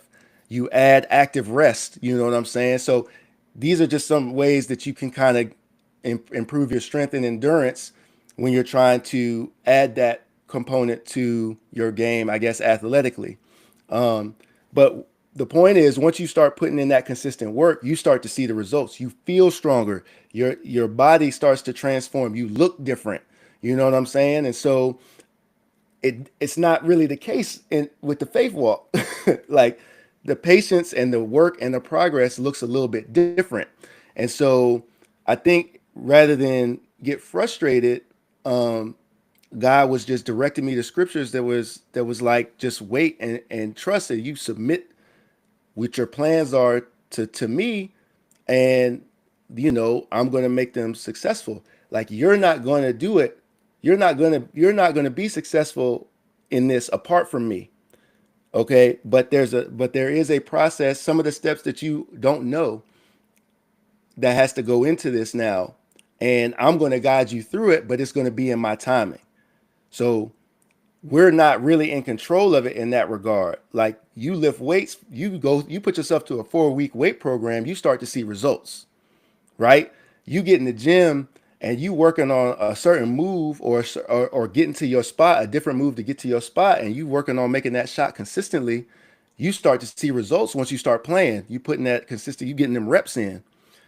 The faith reps look different. Like faith reps, you might not see it right away. You might not see it after 4 weeks. You might not see it after a couple months. But you can't be discouraged in that process. You got to keep putting in that time with God. You got to be committed to growing, to allowing him to grow you in your faith and change some of your old habits so that you can really start to understand what it means to be a new creation in him. Okay? And once you realize that this is what it takes, and it's like I might not see it, but God, I know that you're working everything out for my good. I know that you're working behind the scenes. I trust you. I've read your word and I've seen what you've done for your people. So I'm gonna just be patient and I'm gonna just continue to pray and I'm gonna wait on your time. I'm gonna wait on you because it's your way is better. It's gonna be better when it happens to your time. And then if I'm rushing trying to get to it first and I'm not really ready for what comes with it, so I'm gonna wait. I'm gonna be patient. I'm gonna allow you to prepare me for what it is that you have for me because I don't even know the full scope of what it is that you have for me yet. You might only be showing me a little piece of that. And so I'm thinking I'm ready when I'm only seeing one piece of the puzzle. I'm not seeing the big picture because I'm not ready for that yet. So I got to be patient. I got to pray. I got to remain consistent in my prayer. And I just got to wait on you. Your word says it. Be still in the presence of the Lord and wait patiently for him to act. So I think that was kind of the genesis of the thought of the song. And then it was like, honestly, like once I found a beat to go with it, all the lyrics just came. Like God just gave me all of the lyrics. So and that was it. So it was just patiently waiting for something else. Not even I wasn't waiting for that song. I was thinking about something else. I'm waiting and praying on something else. But in the process, I come across this beat and I'm like, "Ooh, I really like this." And he's taking me through these concepts in his word about being patient and waiting for him to act. And his thoughts are higher than mine. Like his ways are better than mine. So I'm taking this in. I start really understanding, digging deep into that and including it in my prayers. So I'm praying, I'm waiting, knowing that what you have for me is better than anything that I could possibly generate or have for myself. So yeah. Hey, real quick. That boy said, I was not ready for that question, and just start dropping bars. Boy, I could only imagine if he was ready, boy.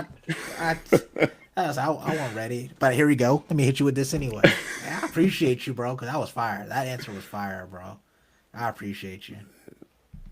Man, Shout out to Rail putting me on the spot with it. bro, I had to, bro. I had to, because it's like everybody don't get to understand, like, and again, it wasn't even about the song, but I knew it was like stuff that you had to be going through because it resonated with me when I heard it. So I was just like, man, this is so real. Like we gotta pray and wait, like praying and waiting and just continuing to do it. And the fact that you just keep repeating it over and over and over, I'm like, he ain't lying though. It's a song, but he ain't lying. Like this real. This is so true. So nah, man, I had to ask y'all, like, what is it like to create goals and then pray and wait? Spence and Shy, what y'all got, man? Before we get into Spencer's notepad. Yeah, I'll be pretty quick with this. Goals don't always happen right away, right? And so you gotta have patience in anything in life, right? Because like you mentioned, I think New Year's resolutions is the perfect example of people not having patience. A lot of people set goals to lose weight or something. First off, they don't even set a specific goal, so that's part of your problem. You need to set goals that are specific. Losing weight is not a goal.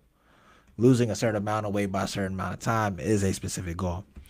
But they set this goal and they go into the gym and they don't see like JG said, you don't see the results right away, and you're not patient enough to stick through it to actually accomplish that goal.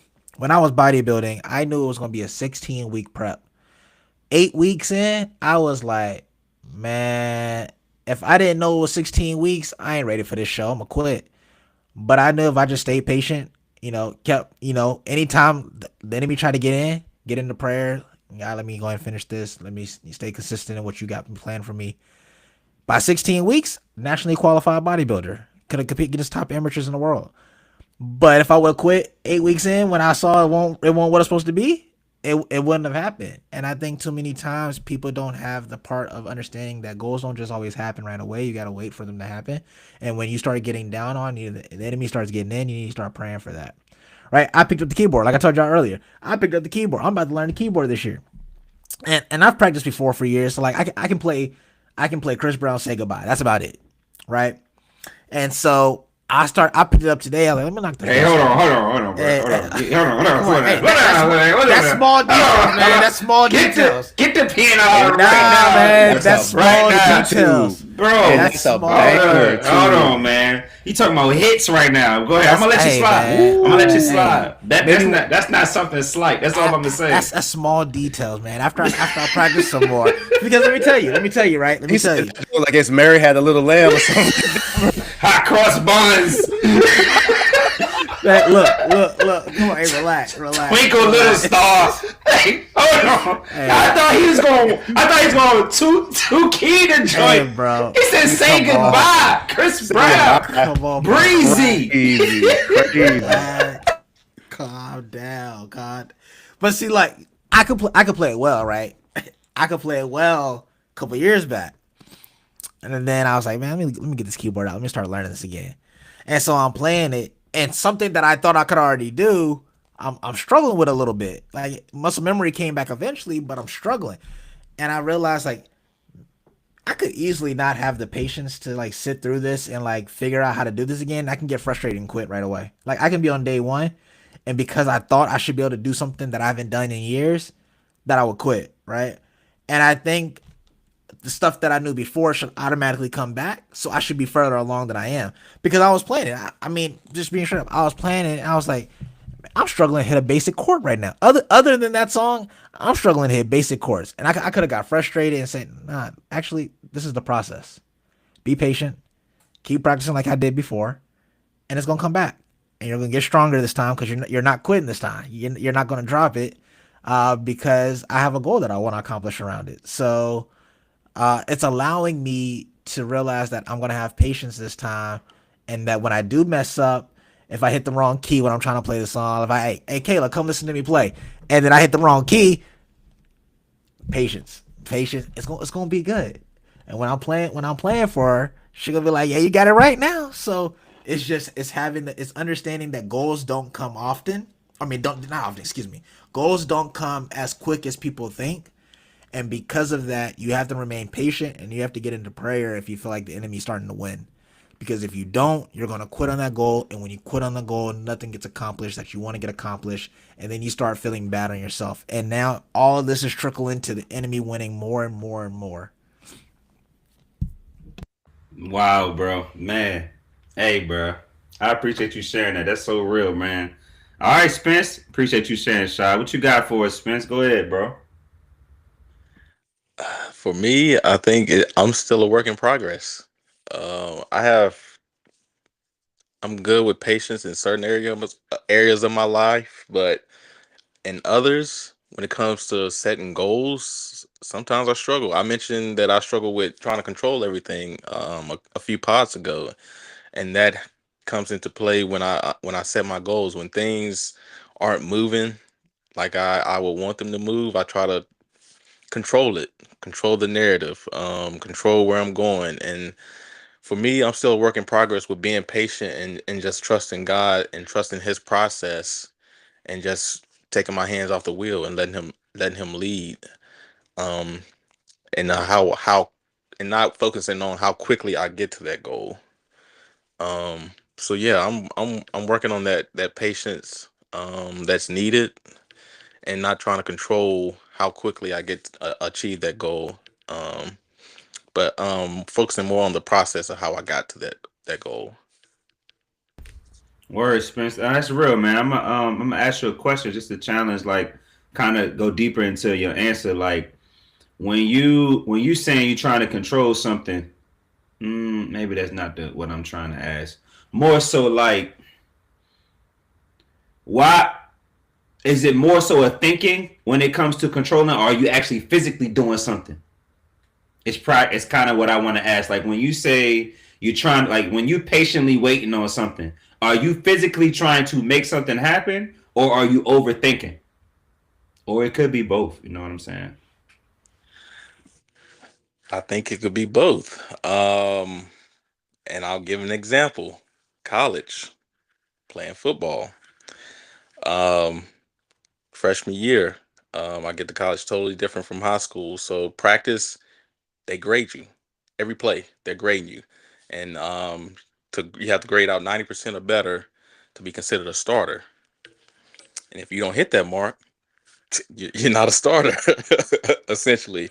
And so I wanted to be a starter. I became so caught up with trying to hit that 90% mark on every play. Like we get uh, a knock for getting beat deep, missed tackle, misaligned, misassignment, blown coverage, anything like that. I became so focused on trying to. My goal was to become a starter. Became so focused on trying to get that 90% grade that I honestly just lost a little bit of love for football. I stopped playing football and started to try to be so perfect to try to get on the field. Like I wasn't playing football at that point. I was just trying to play to pass the test, essentially. And I wasn't my mindset kind of shifted. Because that 90% was so stuck in my head and I didn't come here to sit the bench. I wanted to play. I was trying to do everything I could to play and that kind of was me trying to control um, and overthinking how to get on the field instead of just playing football like I have all my life. I'm over here trying to get the answers to the test and then pass the test, and I was failing. Like I was struggling, and so I would think that it's me physically trying to control something, and also me overthinking of how, in that sense, trying to become a starter and get on the field. Hey man, hey bro. See, I ain't gonna go too far. It's an hour and 45, about to get expensive notepad. But the key thing that I heard you say was I lost love for the game because I just wanted to pass the test. And a lot of times in life, bro, we lose love. We lose the love for living our lives because we trying to pass the test that we see other people passing. That is irrelevant. And we back circling back to chasing the win again in Ecclesiastes. That's all we doing is chasing the win, bro. Like you was chasing the win, trying to pass that 90%, where it's like your natural talent, you a starter already. Right now. You get what I'm saying? And I think like that's why I was like, let's go a little bit deeper on that. But I think I just wanted to highlight that because a lot of times we just so focused on what's the answers of getting rich? What's the answers of getting a good house? What's the answers of getting debt free? And it's like the answer is you. You are the answer. There's no way you can get out of it. God made you the answer to all things that you're gonna have to go through. It's no easy handbook to whatever. And as much as you try to compare your life to somebody else, or this person can give you this much advice, Spence could have been out there with Deion Sanders trying to give him advice. Yeah, it would have worked. But if he ain't believe in himself, it's not gonna work. You're gonna overthink and try to control. So Spence, I really do appreciate you sharing that, brother. For real, seriously. Bar alert. Real talk. Absolutely. Plenty of Chill, bar alerts chill, out there. bro. Bar Chill, alert. chill, Bar man. alert. Man, speaking of bars, man, let's get into Spencer's notebook real quick. Spence, what you got for us today, brother? Uh, I know you was you ain't write nothing down last weekend, bro. You went crazy. You was on fire. I ain't gonna lie. I'm like, bro, the recall is different. What's going on? But go ahead, bro. Spencer's notebook. Real quick before I get started, for our listeners and the people on live, you can find us on Instagram, TikTok, YouTube at Wholesome Thinking Pod. Send us your questions, topics, any comments, concerns you may have. Feel free to reach out, and we will definitely get back to you. But on my notepad this week, the two things, the power of the tongue we touched on. Because honestly, I'm living that. With the example me and Rail talked about being at Carter's Mountain, it just shows you the power of speaking things into existence, um, and having faith in God that He will make a way and make it happen. And the second thing is what Shad touched on, the dash on your tombstone. And I constantly find myself thinking about this a lot. Like when I'm gone, what am I going to be remembered for? How are people going to remember me? What's going to be my legacy? When they say think of Spence, what's the first thing they're going to think of? How am I going to be talked about in my community and amongst my people, my family and friends, and the people I work with, and the people the lives I've touched and impacted? How will they speak about me when I'm gone? So those are the two things that kind of stuck out with me tonight on this episode. My guy, we appreciate you, brother. Thank you, man. Um, Absolutely.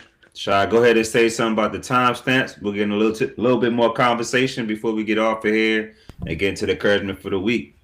Yeah, absolutely. So for those that are enjoying the podcast and want to go back to a specific spot, like some of the bars that JG was dropping, Spence or Rel are dropping, we will have the timestamps in the descriptions. They will be on both the Spotify and the Apple Podcast. Just scroll down into the description. You'll see different sections of our episode today where you just can go back and study and apply it to your life, as well as any of the resources that we shared, podcasts that we shared, Bible verses that really impacted the conversation, book recommendations, anything like that.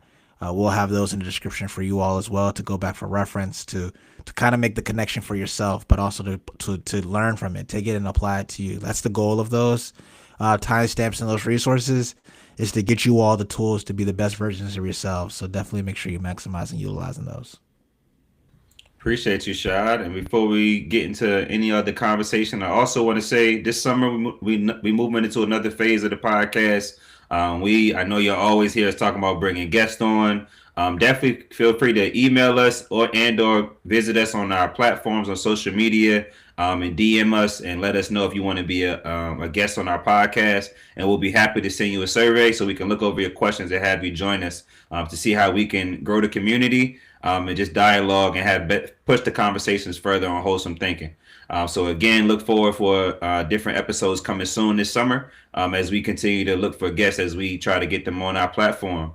But all right, guys, what other topics y'all got on y'all mind before we get off of here, man? Anything? Because I know we could keep going. I know we could keep going, and if not, we could get into the encouragement for the week. Anybody got anything though?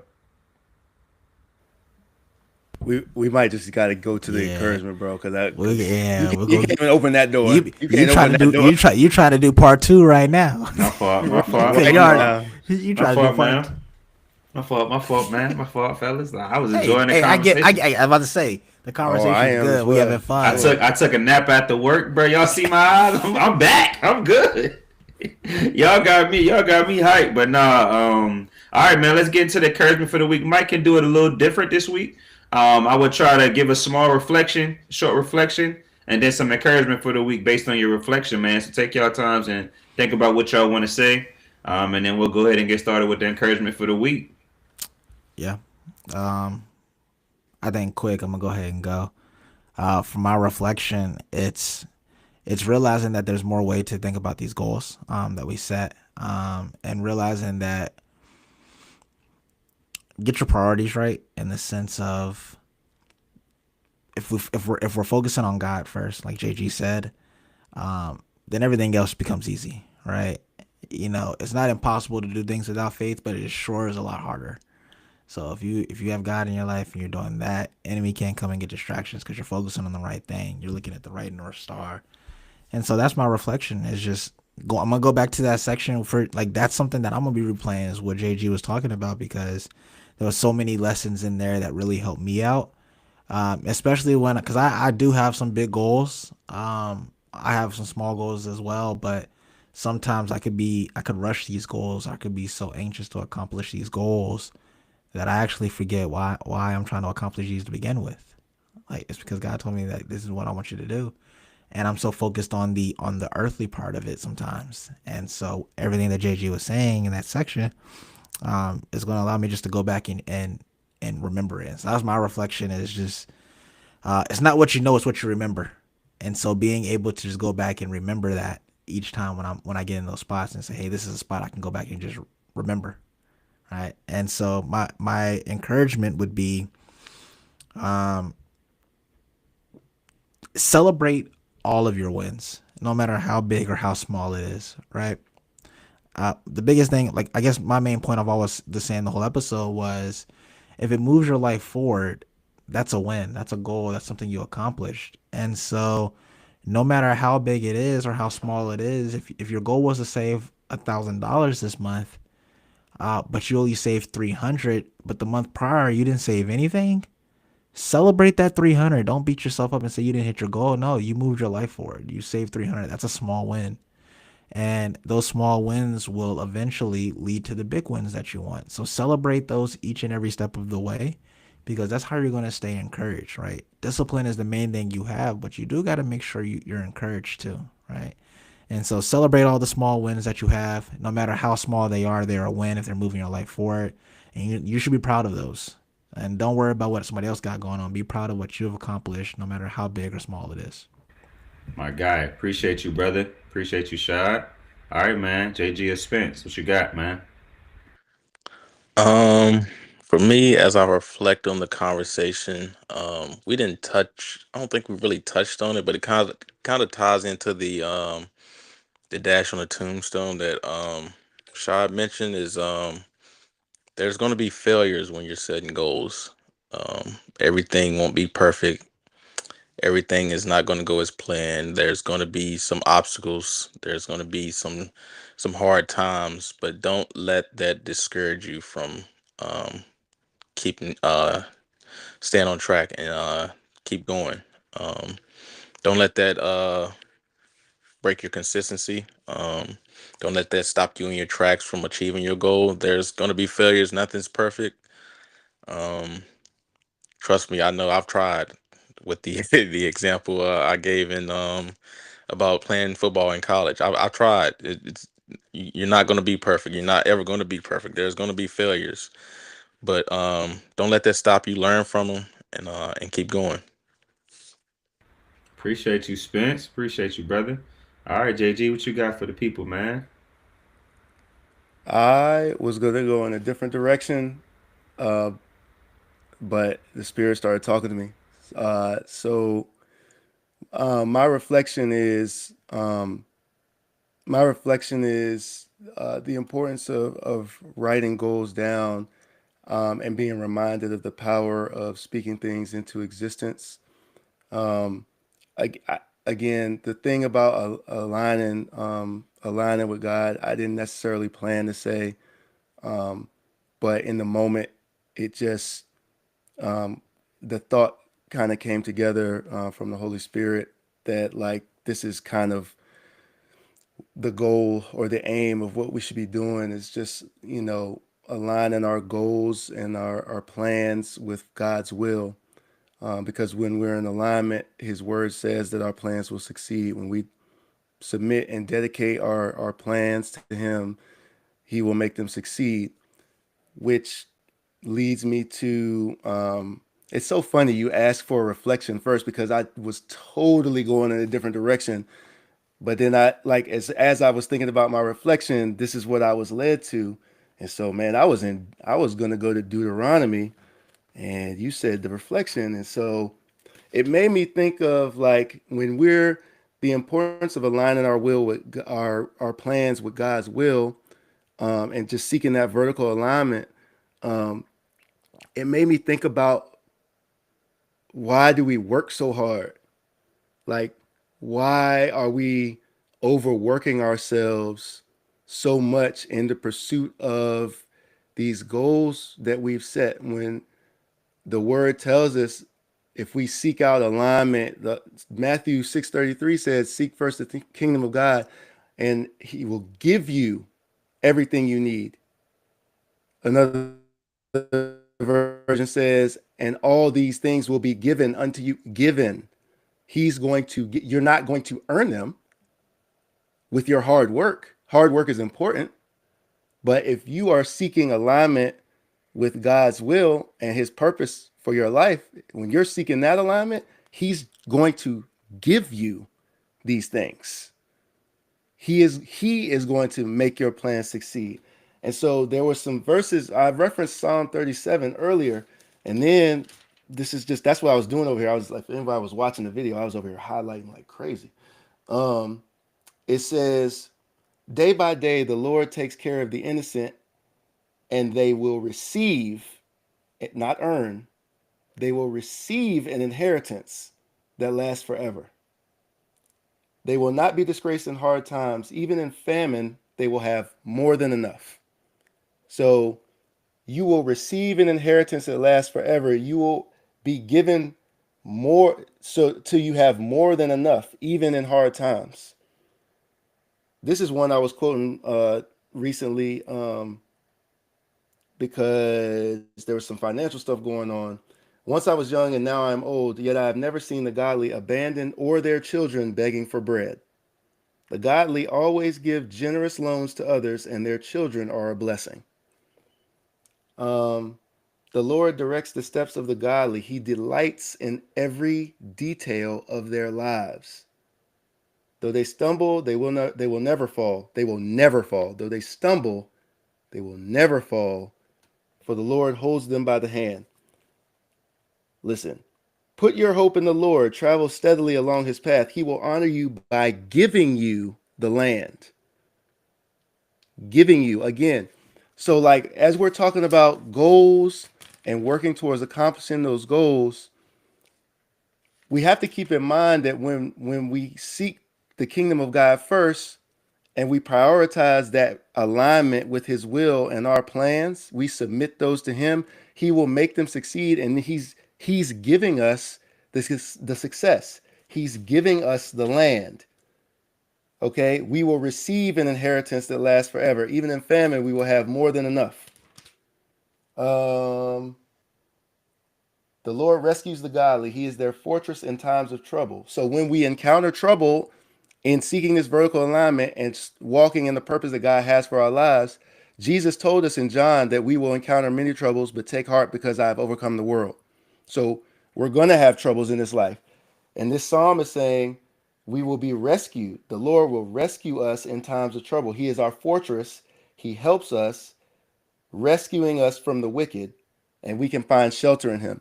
So what I'm hearing, the common theme that I'm hearing is that when we're in alignment with God's will, He is going to give us everything we need. We don't have to work towards or overwork ourselves in pursuit of what we think we need.